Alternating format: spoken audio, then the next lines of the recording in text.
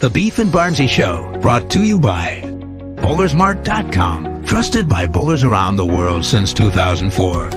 By Lightning Strikes Bowl, home of Bowlers Mart Pro Shop. By Platinum Ford, drive the difference.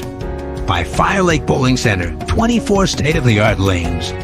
By True Grit Coatings, drive on our passion. By Road to Grip, king of them all. By 900 Global, striking worldwide. Good morning and welcome back to the Beef and Barnzy Show. Welcome all of you on YouTube. Of course, like and subscribe there if you'd like to see more of this and Real Talk Ball Review content. I am Barnzy, joined by the inimitable Beef Stew. What's up? What do we got on the board today? We have got we had a little bit of a miss. This was supposed to say at Beef and Barnzy, but it's fine. So everybody's been imitating Elon Musk. So subscribe to the Beef and Barnzy channel for a free Tesla. That's after. Did you hear about the people who fake their account to be a drug company and said free insulin, and the drug company's stock tanked when they said that it wasn't real? Oh, I thought that one was a little closer to home. Hundreds of millions. Yes. There's no reason whatsoever. And I guess there was a whole story about how a university created insulin, and the whole point of it was supposed to be a free product or near free product, but they couldn't create enough of it. So they did a deal with the drug companies, and then the drug companies just basically made it stupidly expensive for no reason whatsoever other than greed. That appears to be the case. Which is cool, which is super cool that you're basically holding a gun to people's heads. You're going to die because you're going to have no money, or you're going to die because you don't have insulin. Nice, cool. Good way around it. You know, obviously, as an advocate for JDRF, we have been for a long time. My son is type 1 diabetic. For those that don't know, I've wondered for a long time. We're fortunate to be relatively well off, and the fact that people who grind out real livings every day, and this is a cost. I mean, our health insurance is $20,000 a year, no matter how you cut it.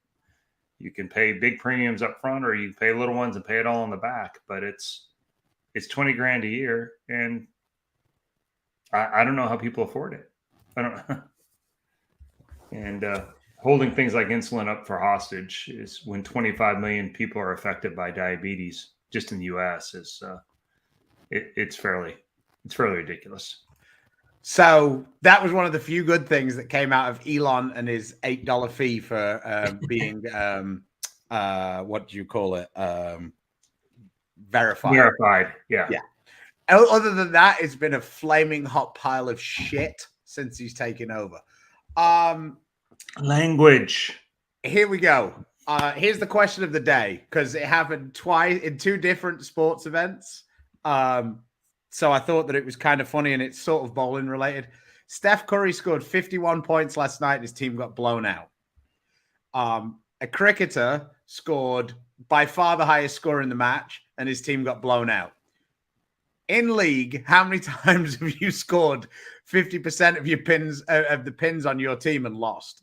Like, we've all been there in the trio league when you bowl 300 and the two guys you bowl with, don't really step up to the plate. Well, that is the problem, is when you get to your probably ceiling score, that the other two guys do have to beat you. And in this case, 4 other guys. If they don't beat you, then yeah. So how many times have you guys had a huge score and got up in the 10th frame and it just doesn't matter at all?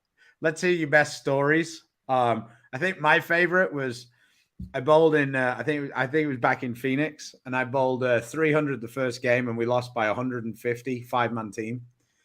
And the next game I bowled like 215, and we won by 200. Kind of shows that it didn't really matter what I did. Just don't have insurance. You can self-pay. that price is normally way more reasonable than all the rest.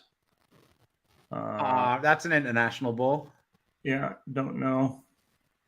Oh, well, I've had that confirmed that that's an international ball. So. No, he said it was overseas, but okay, yeah, no idea what it is. So the only reason why I know anything about it was someone posted a picture in the Storm staff chat about how cool they thought the logo was, because they sort of combined a physics logo and a fired up logo, so it was kind of fun. Worst league series that you had over the past year? I mean, I bowled 620 the other day. That was pretty bad. I've yet to bowl under 200 in league this year. I think I'm up to like 69 games without a game under 200. So in this really brief section of what would Stu say? So the last 2 weeks I've subbed. I've shot with my handicap 595.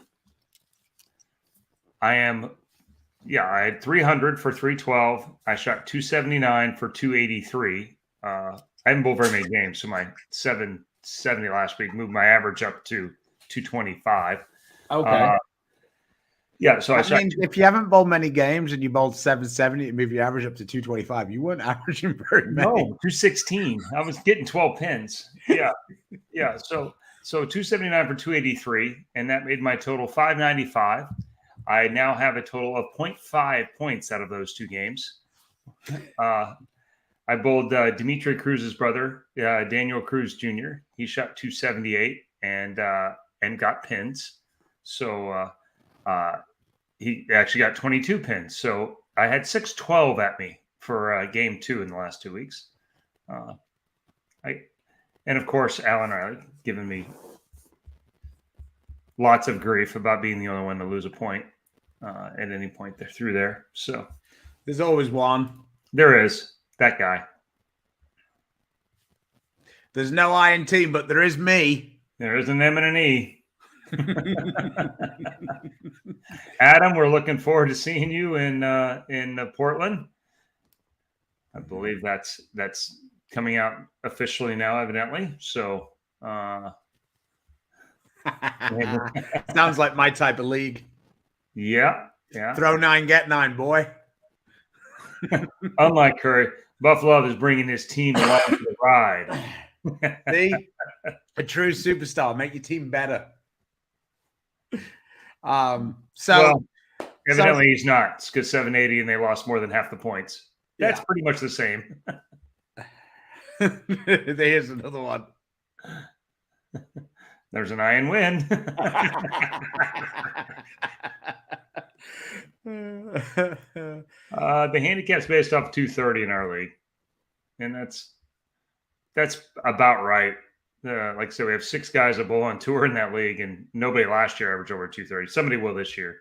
They've switched from current to ice oil, and they've gotten a little higher scoring. Scored 50 with 0 assists. There you go. No, he didn't. He had 6 assists. Oh, I thought that was a Mark Baker stat from high school. So no, it's like Fresh Prince of Bel-Air. What'd you do when Will's got 4 guys on him? Well, I passed it to the open guy. No, dummy, you passed the ball to Will. So anyway, let's get on with what the show's all about, and that is a pile-on on the IBF.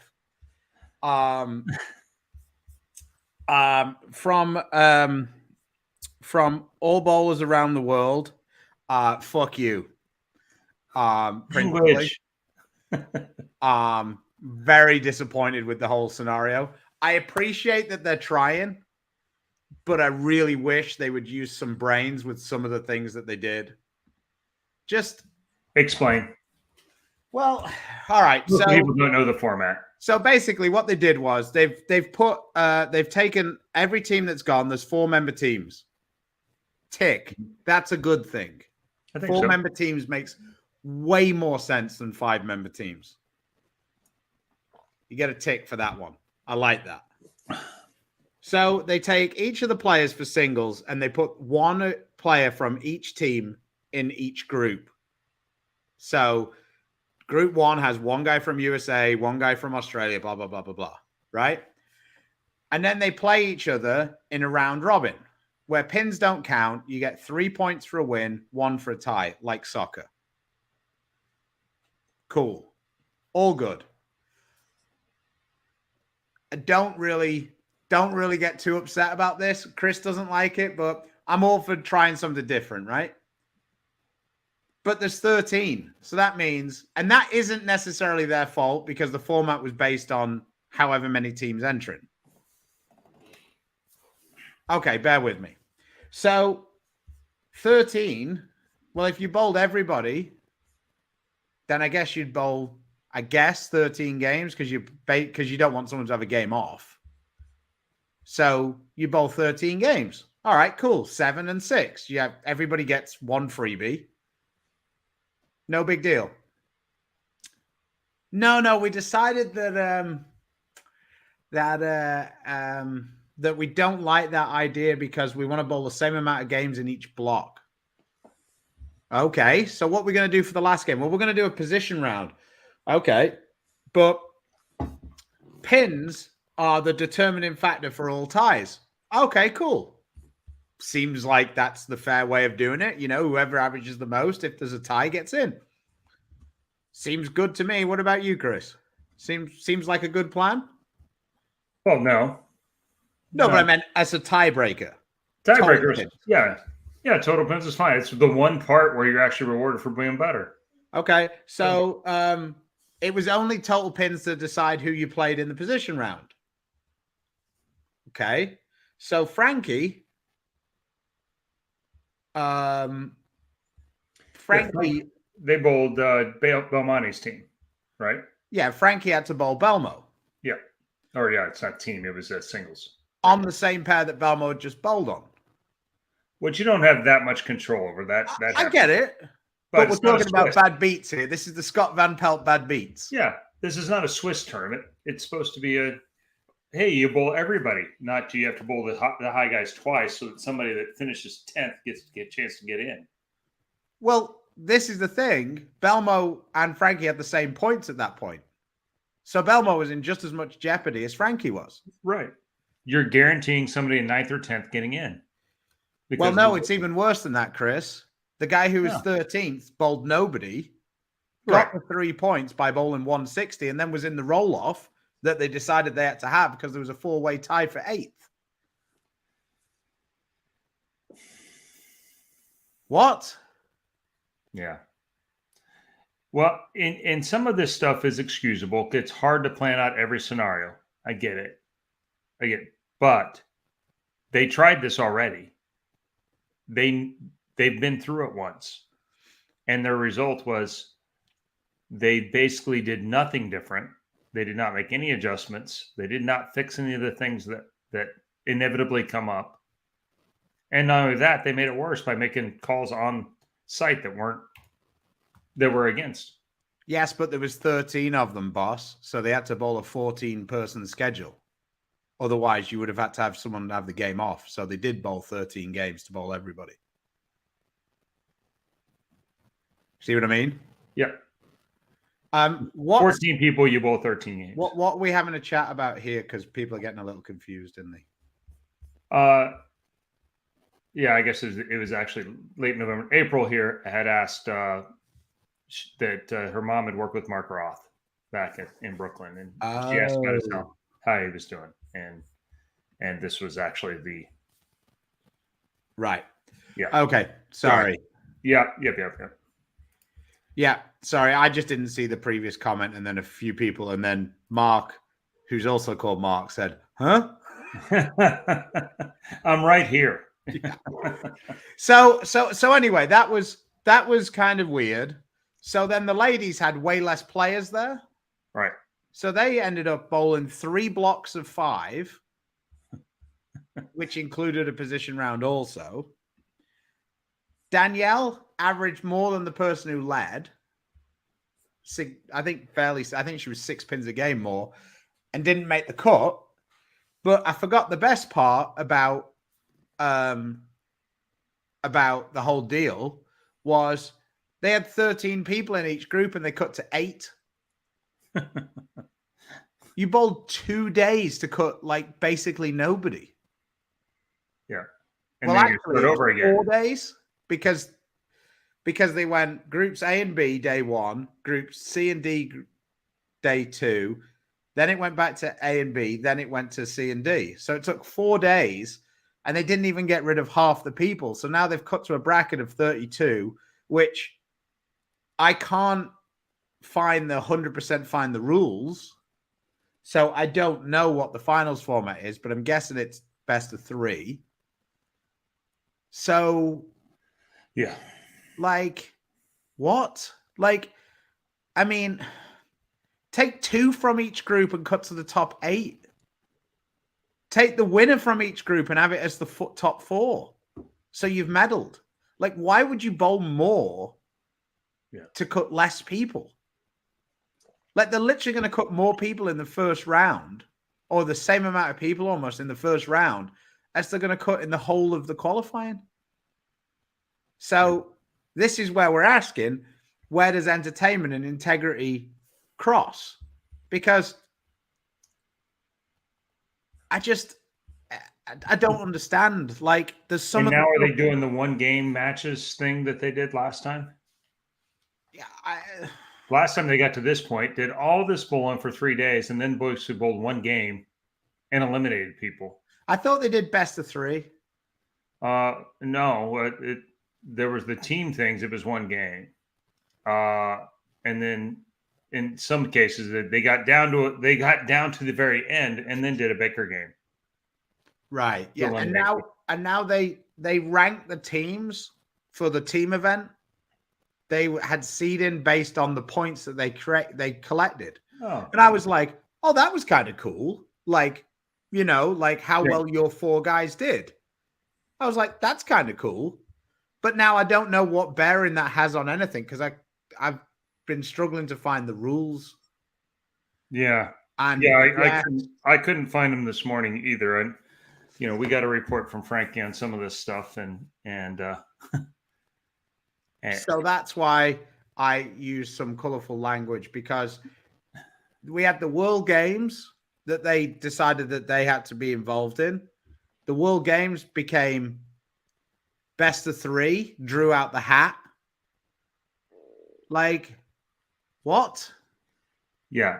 So far, everything they've gotten involved in has made things more inequitable versus it. So what do they do for the top 32 and the top 16, Nico? Good.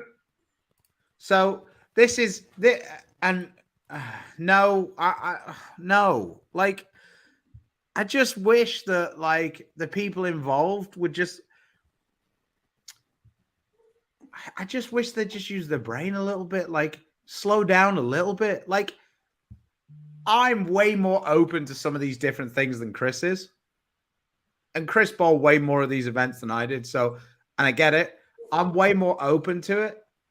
But like, how can you have a roll off when you've total pins for a bunch of stuff? Like, no. I was somewhat okay with trying it the first time. We've gone through and Tom created a bunch of different events, and they were different.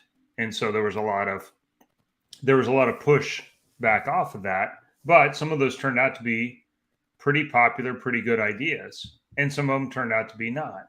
So I get you have to try some things, but improve them, get better, realize what's working, what's not. And people coming in from other sports and mandating what the sport they came from as just automatically better without having understanding is ludicrous. Now, I understand. They basically were out of power for the better part of 9 or 10 months and then came back in and then ran an event. But I don't think anything really changed, though, because it wasn't like anybody else took over. No, well, yeah, they just weren't. I don't think. I mean, Andy was sort of there, I guess, but I don't think he ever left. He's still there. Yeah, he is still there. So, but yeah, they didn't spend any of that forced vacation doing anything. That's for sure. Yeah. So, yes, they are thinking about trying to copy soccer. And they're trying to do it so that people can follow it easier. Yeah. But again, with bowling, we end up getting in a situation where they try to change the sport to make it easier to understand, but their key viewers, i.e. the people who like bowling, don't understand what's going on. Yeah, they haven't communicated any of it. I mean, So, we don't even know really the whole format. And the players who go don't even understand half the time. Well, last year they changed they changed part of the format after we landed. Yeah, I mean, when I was at, I mean, it was ludicrous. That's as hot as I've been at something like this, where everything has to be done 6 months ahead of time. They made a call on site to make a format worse, so it would be consistent with the other bad format they had. Dell says it's been very hard to follow. Yes, and I think it's only getting worse by the team event because I don't even understand what's going on in that. I understand that anyone can win one game, but for Danielle to lead her average, her section in average, she was actually second. But yes, I take your point. It is a little bit insane. Well, was it 4 or 8 advanced? Only 4 in theirs, so she was 6th, I believe. Yeah, but second in average. Well, and yet Jesper in the last one led the one qualifying part by hundreds of pins and lost a couple of matches, and he bowled the last 3 matches with no chance to make it. It was crazy. Yeah, and then on top of that, you've got Kelly Kulik, who led points, led everything, and then lost a 1-game match to Sarah Klassen for a medal. And didn't get a medal after leading everything twice. Yeah, I think Nico's aware of that. I think he was just sort of talking about just in general why they were trying it. Like I say, I actually don't really mind the way they're doing the singles. Like, I don't hate it at all. Like, I just hate the way they're doing some of the little things that don't really make any difference. Like, having a position round where somebody doesn't bowl against anybody is a significant issue. Like, that can't happen. If you're going to go by points only and pins don't matter, you can't give somebody a freebie the last round that means that they get in. Like, that's you're guaranteeing ridiculous. Somebody that's down at the bottom gets in over somebody who had to bowl players who are in that, that are in.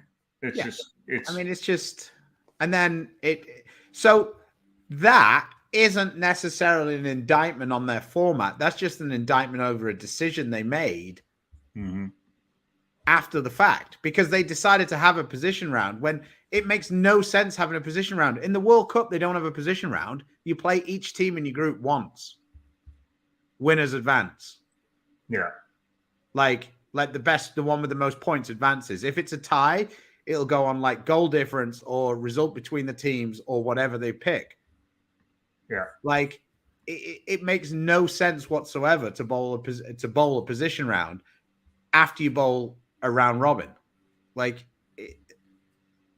that didn't make any sense at all. So what would your favorite format be? It depends what you're trying to achieve. And that's first you have to decide what the goal is. And this is where I have a problem with. I have no problem with Swiss tournaments and those kind of things. When the goal But the thing is there are bowlers on the World Bowling Committee. Like there are players on there, and they just haven't pushed back enough on it. Like, we had this debate when we were in Kuwait. What was it, like 3 years ago? Yeah. Like, we said to them, this format's terrible. Like, but we're not entitled to an opinion because we don't play. Me and Dom were saying this. Yeah. But I don't know how anybody could have looked at that and thought that it wasn't going to be silly. But go ahead, Chris. I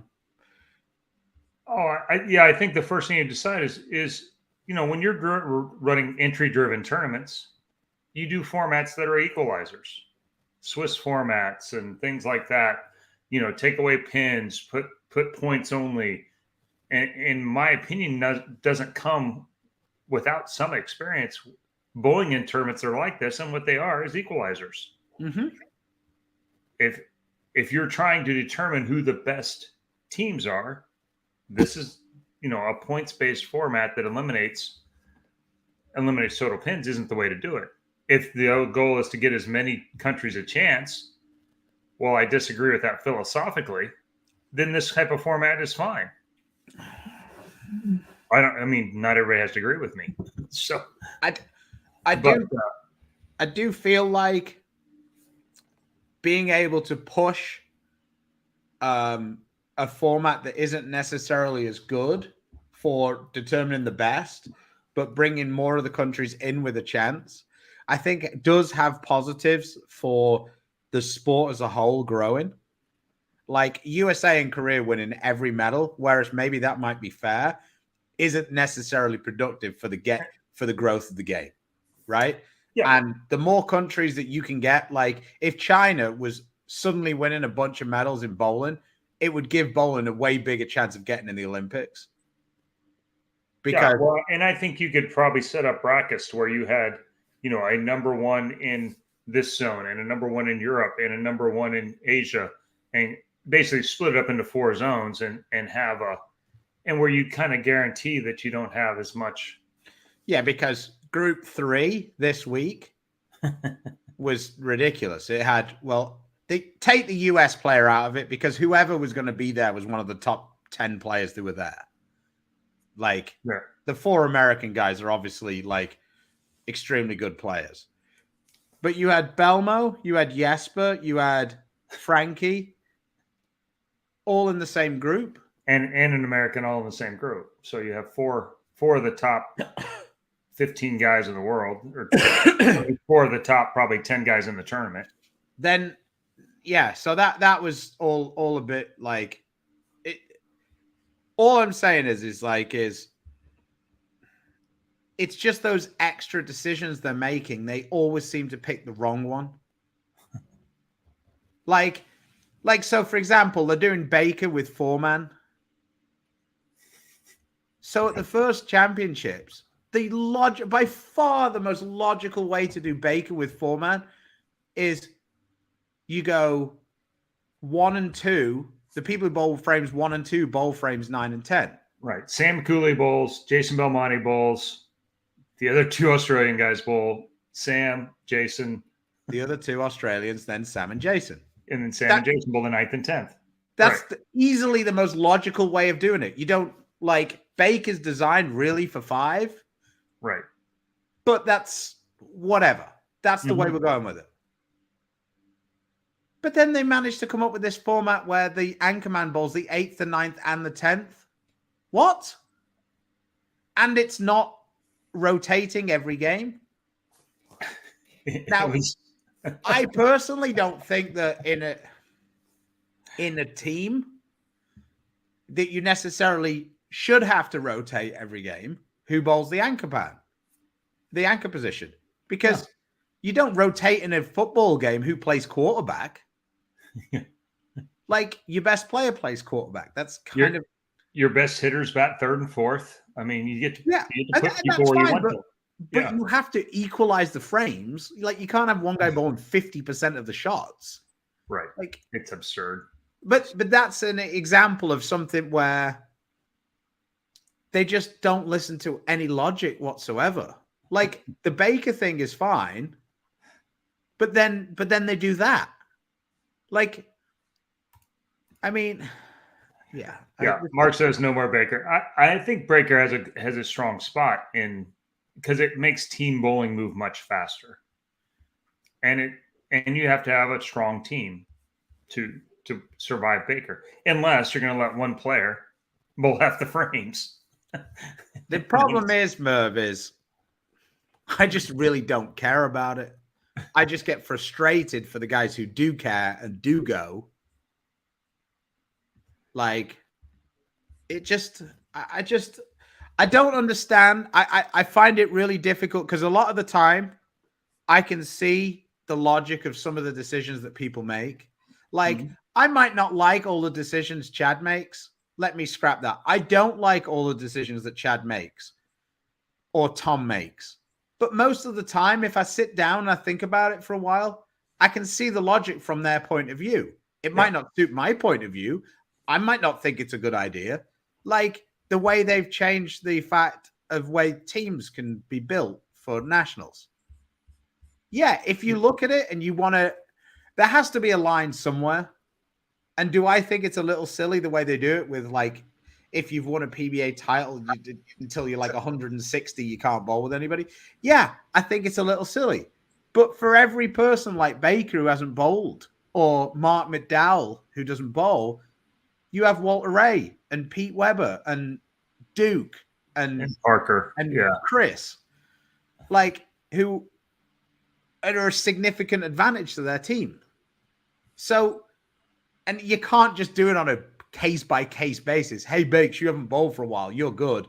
Oh, Chris, you're still bowling on the... You're not good. Like, it just isn't realistic to do that. So, yeah, I get it. With every one, you can make a complaint. But at least I can understand that. Some of these decisions that these guys make, I'm just like... What?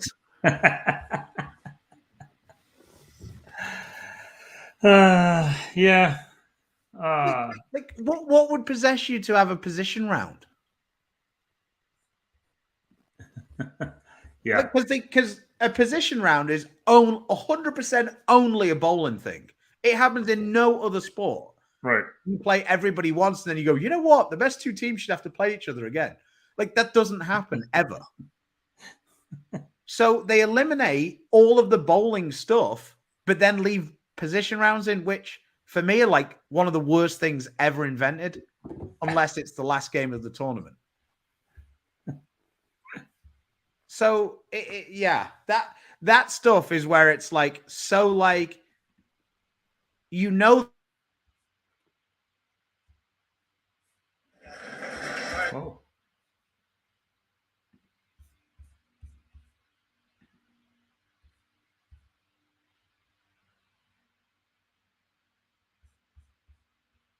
Hello.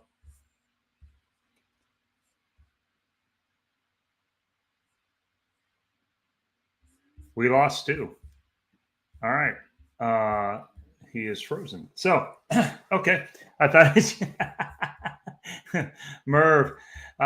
For those of you who don't know, Merv is he's been Singapore's national team coach at one time, or oversaw the program. A good friend of bowling and around the world. So he knows a lot about this and been involved in the politics for a long time. So, but going back on what kind of blew up, this is something that I anticipate will never happen. But like the statue, yep. And he's back. Yeah. I don't know what happened there. I guess the internet didn't like the rant. The PBA Chad is everywhere. I'd see what happens. It was Ken Duffield who cut me off. I said nice things about Chad. Yes. And Stu rage quit. There you go. That was non-quiet quitting. No, see, no, I've been around and I've bowled, and I just think it's bullshit. I don't care whether it's a good thing. It's not a good thing for the players. It's bullshit. You bowl 23 games around robin, then you just arbitrarily add another one in. Like, if you're talking about it being fair and like equitable, yeah, you bowl everybody once. That's it. Yeah. Well, and to be fair, when Craig's talking about, that was game 42, not game 4 or game 8 or yeah. I mean, it's a much smaller round robin, and the bonus pins that were involved there. I mean, it wasn't it. If we did points like what they did here, those position rounds would be crazy, because 100%. You would guarantee that the guys that were bowling in the 5th and 6th and 3 and 4 match, that probably 2 of those guys, maybe 3, won't get in. It's wild. Or you'd have arranged ties. Can you imagine? Can you possibly imagine if 4th and like 3rd and 4th were in with a tie, and they tie on 0. There was some talk about stuff like that when we were at the World Championships the time before, that some teams would get in if they just tied, and what they would do. That happened at the World Cup a million years ago. It might have been the World Cup or the European Championships, but it was Austria against Germany, and neither team left their own half. Yeah. So that's why now in the NFL last year. Well, that's why now they have it where when they play the final group game, because it's always 4 in a group, so they play 3 games. The final group game, the 2 matches play at the same time, so the outcome isn't like, it isn't 100%. How do you feel about leagues adding random position rounds during regular weeks? A different thing, different goals. You want more teams having a chance to win leagues so that you continue to grow your league and to have a more balanced league. So you make the top 2 teams bowl each other. One of them will inevitably move backwards. And to be honest, that's usually the end of a quarter. Yeah, so it determines who wins, which that's fine. I don't have a problem with the position round if you don't have a stepladder after it. Yeah, I think it's a kind of a nice way to finish a tournament. It just isn't a nice way to not finish a tournament. Yeah, they had they had the Weber Cup. There it is. 1982. Germany took the lead after 6 minutes and nothing happened because both teams qualified, and Algeria were the losers. Yep. That was it. It was pretty amazing to watch. Hey, Coley. My man Coley, he's with us with USBC Nationals last year. He's been killing it around us. The Tapper. Yeah. No doubt. A lot of tournament leaders, a lot of money, a lot of guys in and out of those shows now at the end. Certainly back in the day when you're bowling on, they oil them in the morning, and so you're in game 16 and the straighter players trying to hang on to that 5th spot on the show, while power players like Roth and Holman and some of those guys are chasing it down. Probably wasn't a lot of fun. I'm sure they didn't feel like that was fair, but yeah. But on just real quick, so people are going to say, well, why are we only picking on the IBF? Professional bowling is a different thing. Yeah. And I think that in the last couple of years, I think that the PBA have done a really good job of changing the way they're doing things to, I think, what's the happy medium. They're taking a lot of input from the players on what the format is during the week, and then knock yourself out after that. If you want everybody to pull backwards between their legs on TV, if you think that's going to get us more money, then great. Because at least the 5 guys who have made it earned their spot there without it being like something stupid. Or 18, 17 this year. Yeah. That'll be a different one. That's basically going to be a new version of the playoffs, so to speak. Yeah. And you have a ranking, and some of those things. So we do agree on this part, is that they're in charge of the show and the sponsorships that go with them. So we as players have to be a little accommodating on what they feel they can sell to those sponsors. Mm-hmm. And we're not in the room, so it's hard to say, but you have to have trust somewhere that that's what it is. But to give us some latitude on how we get to those shows, and the classic events is what they're calling this year, are more of that. They're more games than we've been bowling in previous years. An extra day of qualifying and match play to get to those step ladders. And so I agree. And the goal of professional bowling is to get the best people on the show and then have an entertaining show. this show brings sponsorship money unless you want to bowl for entry money. Yeah. Entry-driven tournaments are made to give as many people a chance as possible. And this is where I disagree a little bit with the IBF, is that I think the World Championships, those budgets are created based off of how you finish in those events. I mean, monstrous budgets are in stake for some countries, not ours necessarily, but and certainly not England's. But yeah, I wanted to ask Merv a question if he's still here. Are you still here, Merv? Are you still listening? Because if you are, I want to know, do you have any thoughts on why this World Cup exists now? They're basically just bowling the World Championships again. It's almost exactly the same format as they just bowled. Yeah. Like, why? Like, what have we gained by that? What's made this special other than it being Australia? So bunches of people have decided it's not worth the budget. Yeah. Like, yeah. Mark, PBA and USP teams figure out how to get more interest in the sport instead of fighting each other. I don't know that they're necessary. I think they're both trying to grow interest in the sport, and they're doing it from two different avenues. That comment feels a lot like when you bowl the first game on a pattern. And I think the best way for me to bowl the first game is to bowl fourth arrow. And Chris thinks the best way to bowl the first game is second arrow. And Chris spends the whole time saying, man, if you just bowl where I was, we'd be doing way better. They don't have to agree on how they find what's better for the sport.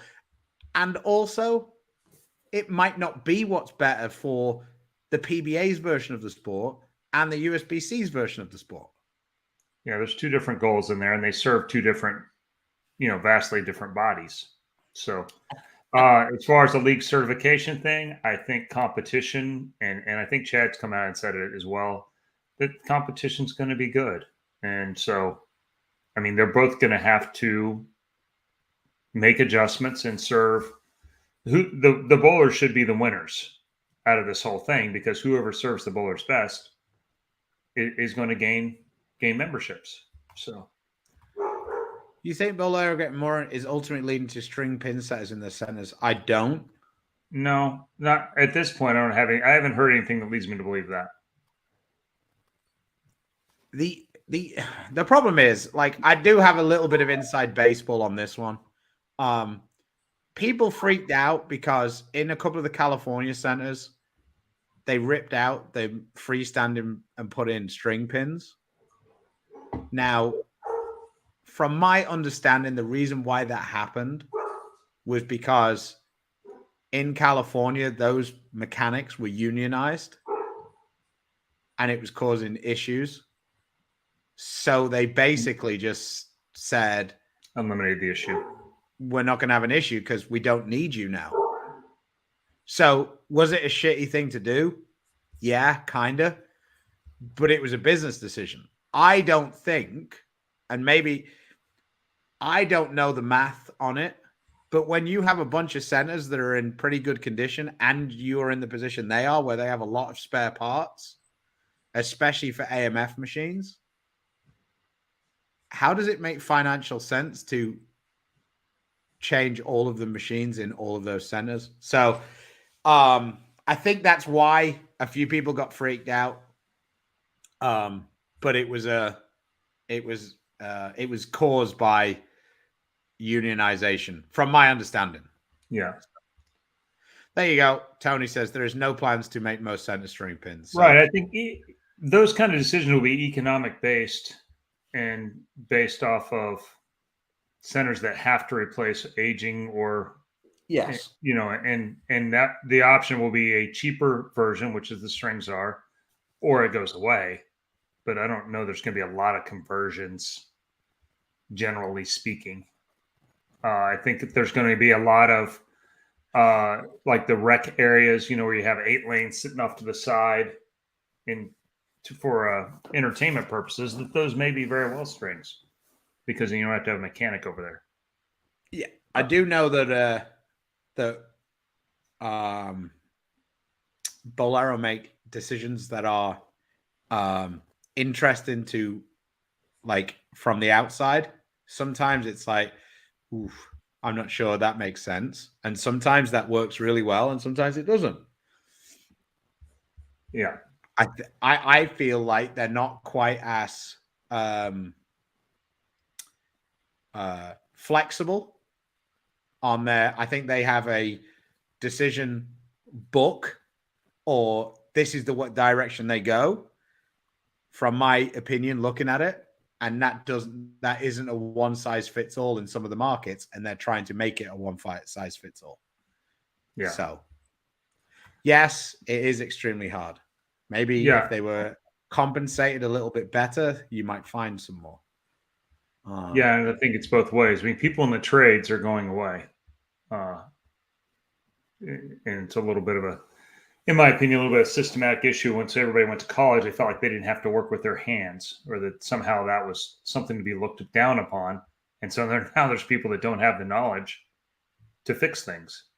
And so I do think, Mark, as much as maybe we don't like string pins, one of the ways that you can lower costs to bowl and keep some of these centers more blue collar ish is string pins. But like I say, you're not going to transfer that over. There's going to be a lot of retail buildings for sale in the future. It seems like with Amazon and online shopping and those kind of things, brick and mortar is going to go away. So there's going to be places for these, and that's where you probably see those less expensive options being able to go in. So.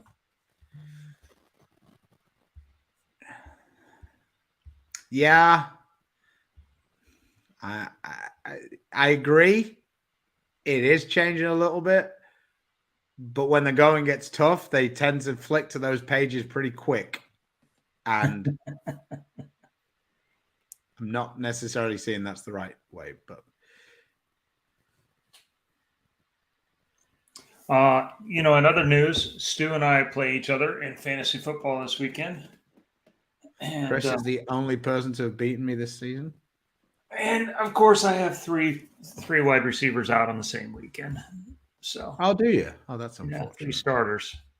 It's okay. I might have Colt McCoy as my starting quarterback, so yeah. Hey, Kyle. Well, good luck with it. Hopefully that works out, because kids with cancer is pretty high on the list of things that are completely unpalatable. Yeah. So yeah, we're more than happy to spread the word. So there you go. I had a lesson with Mike Alexander yesterday and he was nice enough to buy a shirt. And so he was in here earlier in the chat. I don't know if he still is or not. Oh, I honestly thought this was you were going to. Well, if Kyle's going to advertise on this show for free, then I will too. There you go. Thanks, Mike. Nice. Appreciate you. No, I thought that he'd bowled good in league or something. So you're going to show a video and you'd be like, well, Baker isn't the only person in the Barnes Baker who can get you some scores. Tim Pfeiffer, one of the few sensible things he's come up with. Do you know what? We were on the same program. I was like, Tim actually talking about something he knows something about.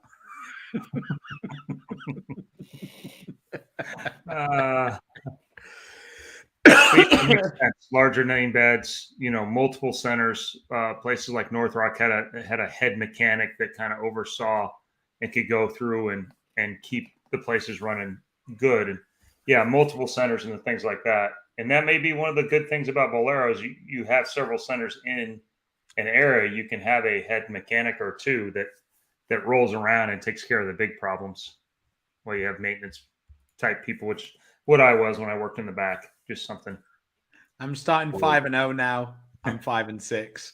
So many injuries now. It's brutal. So. My friend John in our league is in that spot. He had it was unbelievable. He had about 5 weeks in a row where he lost his best player. Then he'd find somebody else and then they'd die too. So he lost and I think he's had Jamar Chase. He's had Mark Andrews. He's had one of the quarterbacks who's been injured a bunch. Like, it's just comical how bad it's gone for him. 2 to 3 years where I was in big money leagues, and my first round draft pick went down inside the first 3 weeks, like 3 years in a row, for the year kind of thing. You're like, yeah. Well, you did it to Jonathan Taylor this year too. Oh yeah.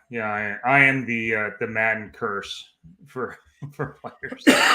I picked Christian McCaffrey, and it was going really well. He wasn't injured. Then he got traded to San Francisco. Now it's going better. It got even better. Yeah, get somebody who's creative.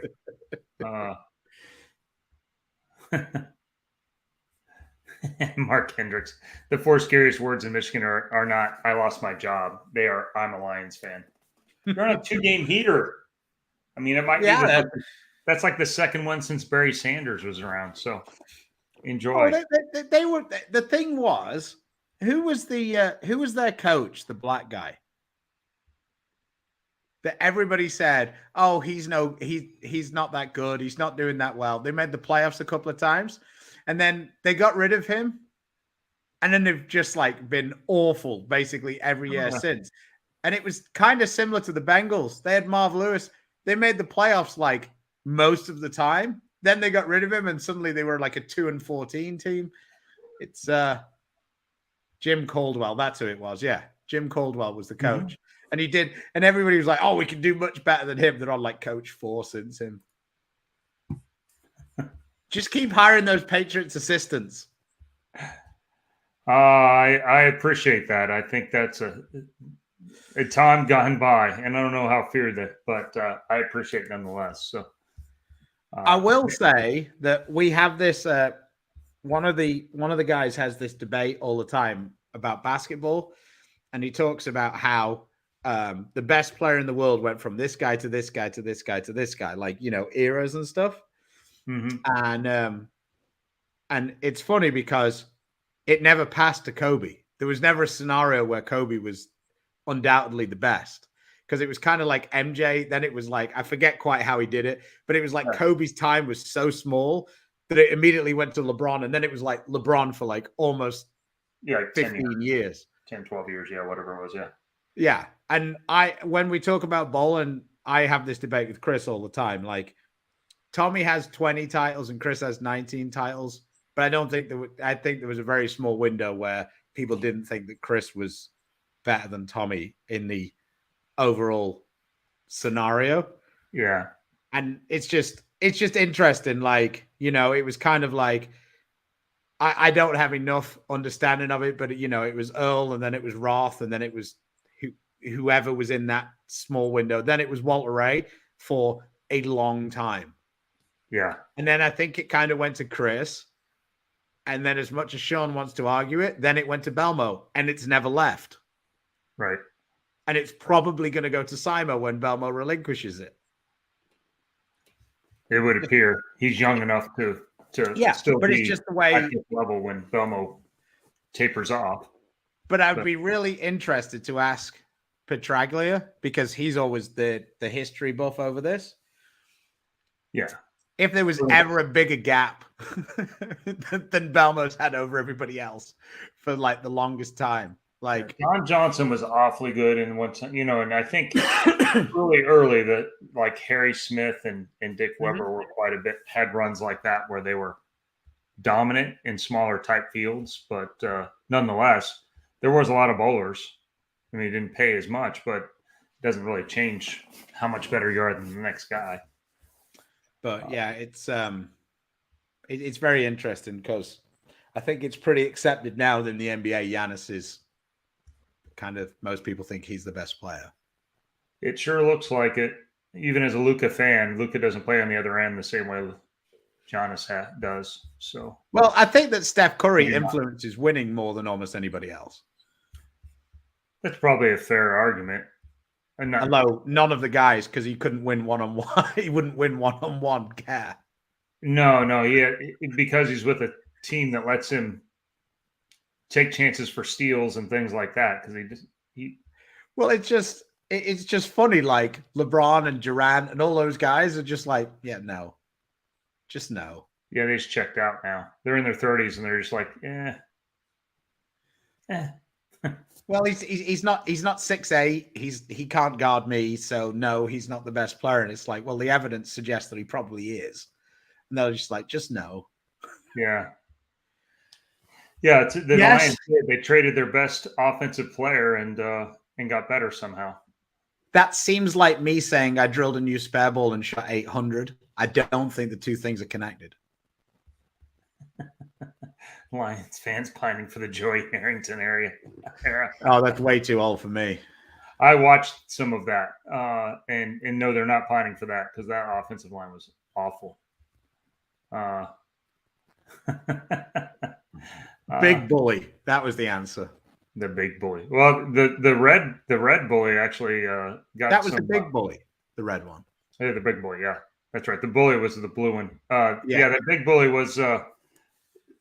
That one won me a couple of rolled riches. So, special place.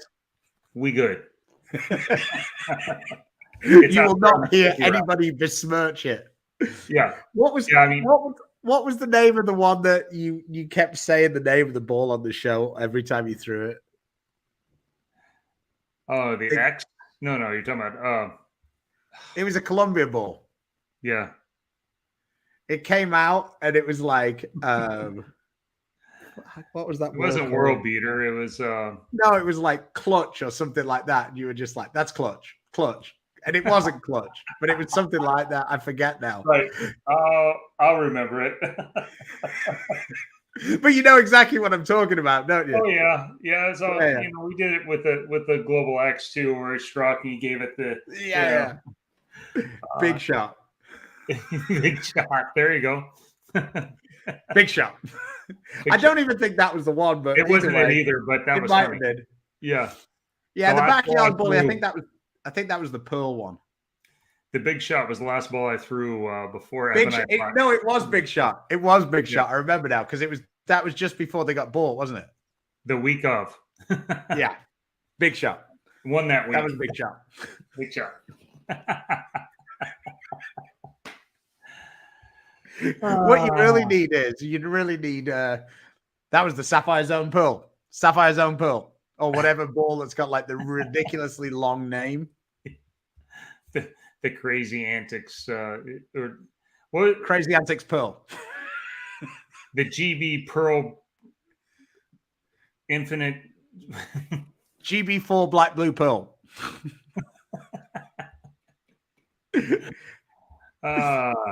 No, that was the one. When Chris threw that one, he'd give you the nod and go, "You be fucked." Backyard bully. When you threw the EPX T1, that was a problem for a lot of people. Yeah, that one was your thing without the carry down right there. That ball destroys the front of the lane. It blows the lane. That probably is the reason why there is absorption rate limits now, because that ball sucked it off the lane. And either I could wall them up or I could throw it so hard that it would never break loose. And it created a shape that basically was very difficult for anyone else to create. So I was about to say, I know we're not really allowed to talk about other companies' balls, like, whatever. Yeah. I do feel like you could do some damage to the lane playing against people if you could use that red motive tank. That thing destroys the front part of the lane. Yeah, it's kind of like that EPX. It peels it off the front pretty good too. It almost looks like they ground up some like if it just rolled tires. Better. Yeah. If it rolled good enough that you could actually win games with it. Yeah. Oh dear. Fun times. What other questions do we have? This is actually a good one. Hardly like Pete Norm never considered the best. Norm won some Players of the Years, and I think there's been a few times where Norm has at least been respected as the best player through maybe or 1A, 1B. Yeah. And the thing about Pete is he's always been considered the most talented guy and never won Player of the Year. Because I might be completely off base with this, but I don't think that Norm's ever really had back-to-back seasons where everybody went, "Wow, he's way better than everybody else." Like, like completely standout season. Whereas Walter Ray basically was no worse than the third best bowler of the season, like for like a long stretch. Sorry, just a sec. Where is it? Wait till you see the gray one. Yeah, I saw somebody. I saw someone throw one of these the other day. Guys, Anthony Coates. Yeah. Bowls in our region. All right. He threw it, and his rev rate isn't that high, and he took 3 off the left. So I'm fascinated to see what EJ does with that one. Yeah. Ooh. That's a little rough. That was a little tough. Parker or Voss? I think Voss. Neither. Parker had 30 titles, but neither one of them were the best players of their era. Parker was the best left-hander for a significant, a long stretch. I would actually say that was dominant. Mark Roth was one of the guys in the eras, I think. Yeah, that's what I'm saying. I think it went from Earl to Roth. Yeah, Earl, then Roth, then and then there was a few guys that were kind of around there, and then Walter kind of. The 80s bounced probably as much as any time through there. The back half of the 80s until. I'm not sure that that's an OG tank there, boss. I think we had a little rerun of those. Yeah, that's an adjustment. I think they decided, well, if everybody else is playing that game. Well, that's good to know. There you go. Nice, Regina. Let's go. Did you beat your left-handed husband? That's what we need to know. Probably not. He's left-handed. Well, there's that. Speaking of going to Allen and getting run over this weekend. Real quick, for the people around here, around Texas area, have you seen that Scott Dodson that comes in with a left-handed Arsenal and a right-handed Arsenal now? We bowled him in the 4-member, and his team from Hilltop, and he is unashamed of the fact that he is trying to make him the easiest place in the history of the world. Yeah. He had a guy who threw a backup ball, an actual left-hander, a woman who threw it fantastic and shot the best 300 game I've seen in a while, as far as like no pins left on the deck, and Dodson bowling with the opposite hand. Like, it's brilliant. Were they okay on the left yesterday? I'm just asking for a friend. I honestly, when he told me, I thought he was just joking. No, yeah, he actually throws it better. I mean, the eyeball test, he looks better left-handed than right-handed. He just doesn't have nearly as many games in. So, there we go. Best him. Yeah, I mean, grammar, California, I get it. Just because your kids are valedictorians doesn't mean you have to be. Just 1 second. A certain motive pro staffer claims Jesper throws a bunch of pitch blacks with different cores. I think he's wrong. Yeah. Obviously, I don't think that Jesper, bless him, is smart enough to keep up with which one's which.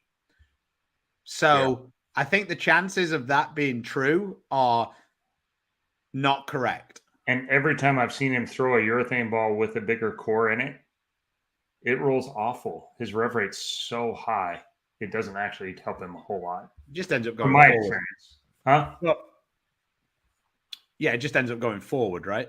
Yeah. Yeah, like it blows my mind, but with the 2LS layout system and Jesper's rev rate, you can make some pretty sizable differences with those layouts. He can make his, like Ryan, because you can move the CG so far away that you can make him flare if he wants to. Infinite Scent gingerbread? I don't know what it's actually supposed to be.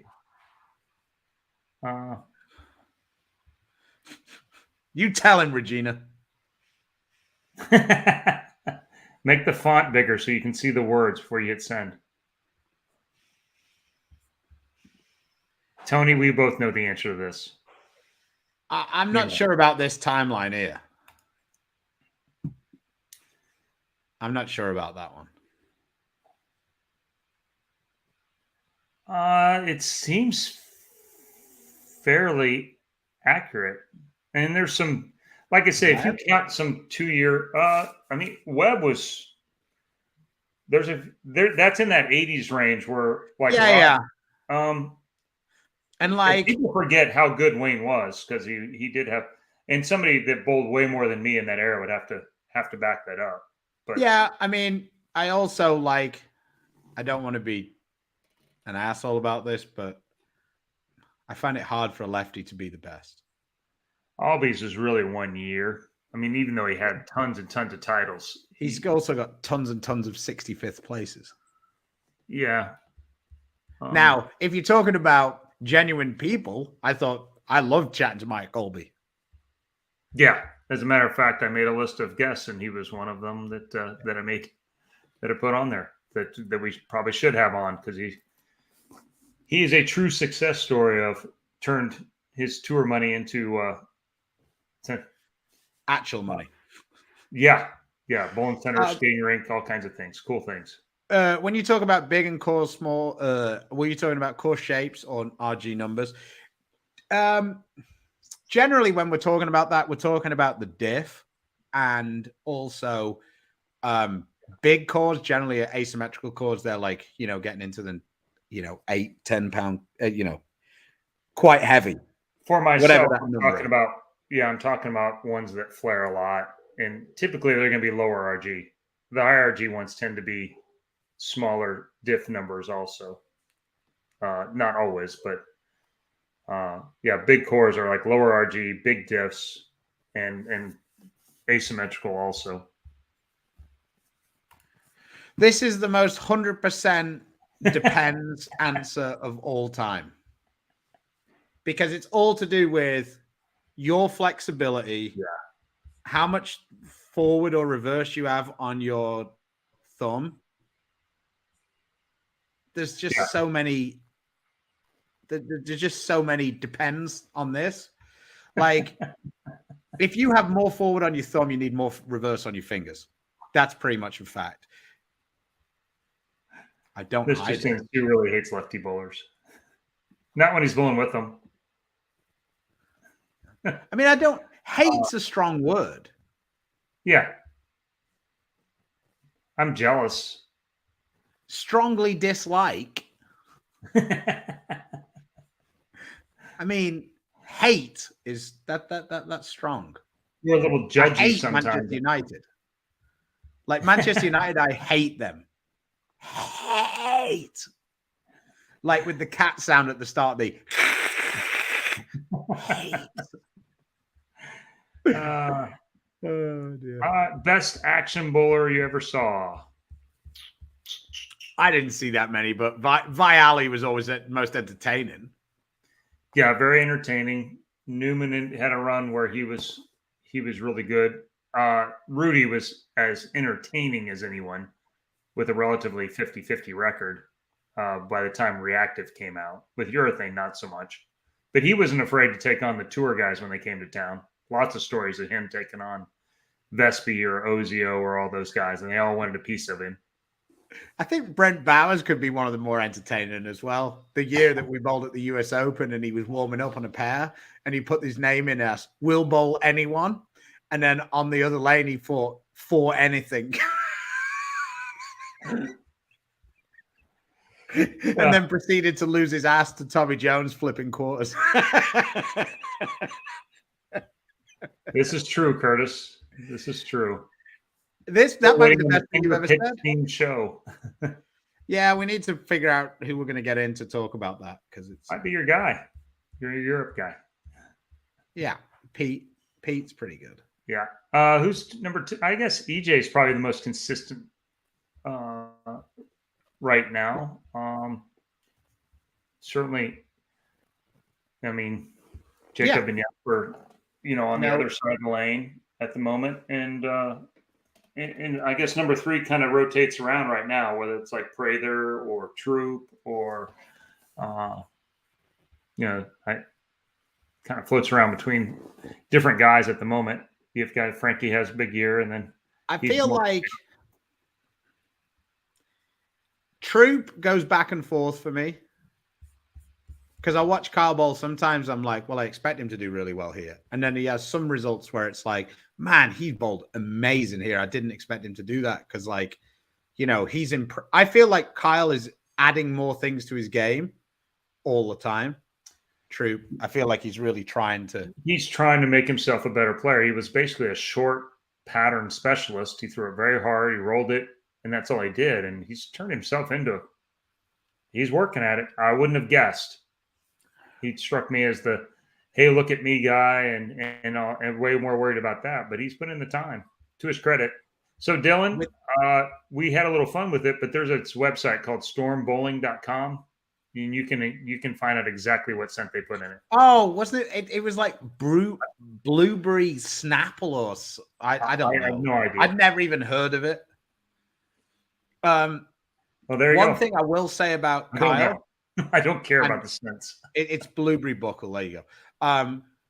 One thing I will say about Kyle, and I don't like when some people say this, they say this like it's a negative. When the lanes are on the easier side, Kyle is unbelievably good. Yeah. I don't care. He has a ton of rev rate, and he doesn't use as much axis rotation, which it's what Walter did. And then I did it with more rev rate. And then Sean has done a version of that. And now that's the next evolution. It's another 100 RPM more where you can control the lane.